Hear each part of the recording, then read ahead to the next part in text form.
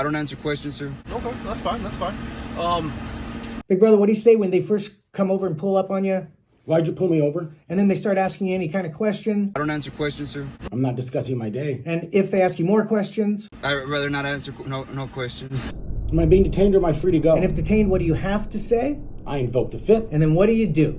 Shut the up. Now, why do we only use 25 words to begin with? Why? Why do we just For use one, 25 because you words? don't want to say anything Have I committed no crime?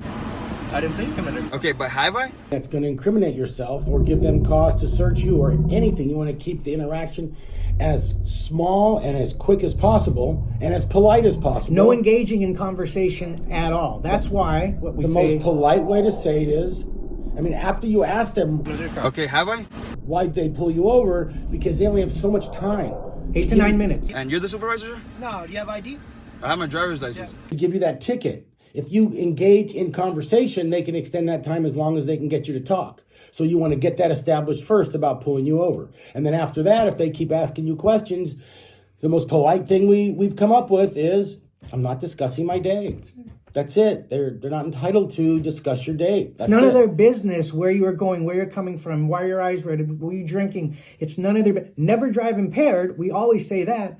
But beyond that, it is none of their business where you're going or anything. And they just want to get you talking. That's right. why... At some point, you can say, am I being detained or am I free to go? And they have to make a decision.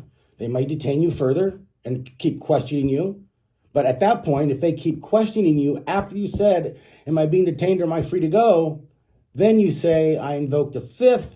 That way, you have to verbally actually say You have to. you're not going to incriminate yourself. That's actually the law by the Supreme Court. You have to explicitly state it. I invoke the fifth. Then You so can't then just I'm be good, quiet. right? You have to actually say it.